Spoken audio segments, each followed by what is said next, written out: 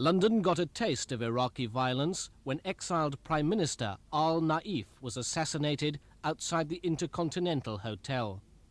The same divisions between ruling and opposition parties are blamed for 19 attacks on Iraqi students at British universities. 2 Sundays ago, 2 opponents of present President Saddam Hussein were attacked as they distributed leaflets in Speaker's Corner, Hyde Park. One of the men arrested by police claimed diplomatic immunity. The Iraqi intelligence service in this country are behind it, and they are using what's so-called the National Union of Iraqi Students in the universities. So you're saying there are agents in each university? Well, virtually, yes. And there are documents being intercepted about their involvement.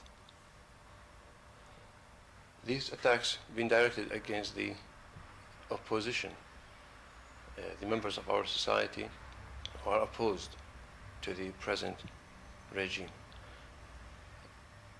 simply because they cannot tolerate any voice of resistance, any voice of opposition, whether inside or outside Iraq. If the British government doesn't intervene, how do you see this action escalating? Well, simply we can remember the assassination of the former Iraqi Prime Minister outside the Intercontinental Hotel in 1978.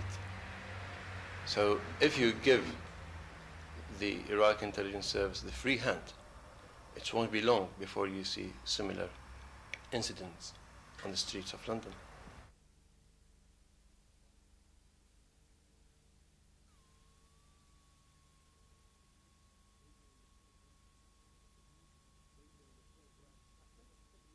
Radio reporter Anne Chapman ostensibly went to Greece on holiday, but her parents believe she was killed by the then-ruling military dictatorship because she'd stumbled on an embarrassing scoop.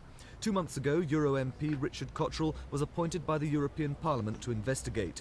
Now he wants to trace people whose names featured in Anne's diary just before she left for Greece. They include Gareth Davis, once a radiographer at St George's Hospital in Tooting, another male friend called Chris, and another known as Nick, whose surname was probably Parsons. I think that Anne was quite a sociable girl. She knew a lot of people in London. She mixed socially a lot in the evenings. I think a lot of those people will be able to remember Anne talking about Greece, why she was going to Greece and what her real motives were. I'm sure they can remember because of what has happened to Anne, unfortunately, will have etched those events on their memories. And I would very much like them to contact me.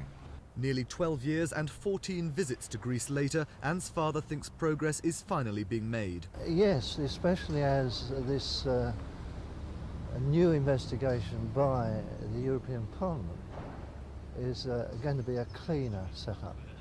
Before, I was very doubtful about the lawyers and the prosecutors that I'd met in Athens, supposedly to get to the bottom of this case. Nicholas Mundis, found guilty of Anne's murder, is to be released soon. Mr Chapman maintains he was innocent all along. Paul Larsman for Thames News.